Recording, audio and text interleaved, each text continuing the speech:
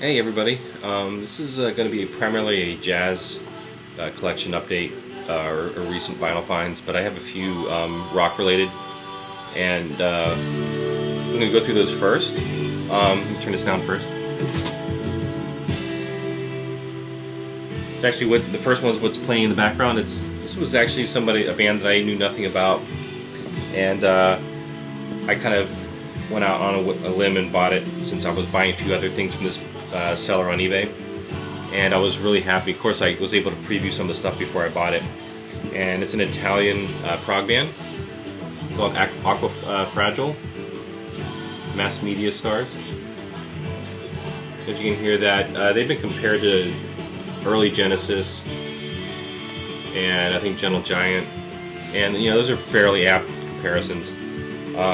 The guy's vocals kind of remind me of the singer from Family, if anybody out there is familiar with them. Early 70s, late 60s band.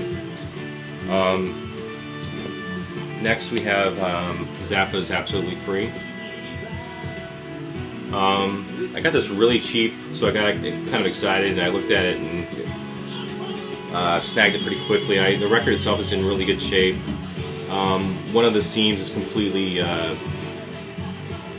split, but it's clean, and it's probably just going to stay in this anyway. So for now, it's a good starter, and when I find a cleaner copy, I'll pick it up. This one, the next one is actually I got this weekend and didn't realize until I got home that it's apparently pretty rare. It's the Arctic Monkeys. This is one from a few years back. It's called Favorite Worst Nightmare, and again, I didn't know whenever I picked it up, but it was such a low price that I just decided to pick it up. And I'm pretty familiar with them. I know a little bit about this album as far as just stuff. I've listened to it online and stuff, and I like them. But yeah, apparently it's really hard to come by, at least stateside. So I don't even know if I can. Honestly, if I could turn around and sell it for a lot more than I paid for it, I might do it, because I might just be happy having that on CD. Not against the idea of turning a profit on a record. So next I got a copy of Closer, Joy Division.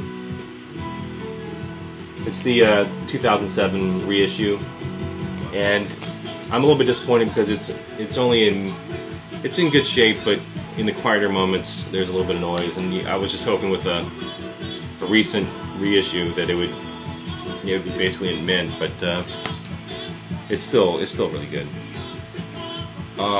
Next is Japan. This is David Sylvian, who went on to do some stuff solo, and I've heard a little bit of his solo stuff. You can kind of tell from this. The cover itself's a little beat. It's kind of worn a little bit. The record itself is in really good shape. And I got this for really cheap. It's from 1980. As you can kind of tell, you're sort of one of the early, I guess you would call it the New Romantics movement.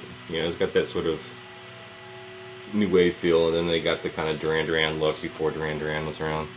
Excellent stuff, though. This is the first time I think I've gotten from them. Okay, so now on to the jazz stuff. Some really good stuff. I got some really good stuff the last month or so. This is going to have to be broken down to a few videos. First, it's Miles Davis in person. This is from '61, and I'm about 99% sure this is an original copy, original pressing. And it's just nearly mint. You can barely see some ring there. The record itself is amazing.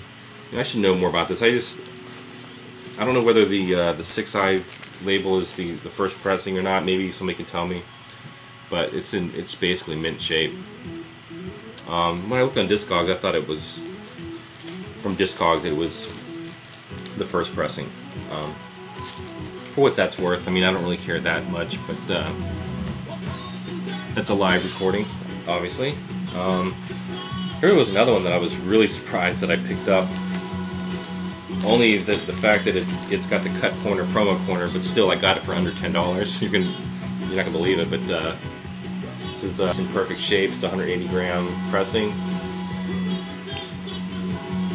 and the video is starting to kind of slow down on me, so I think I'm going to cut it here and maybe do another video in a few minutes.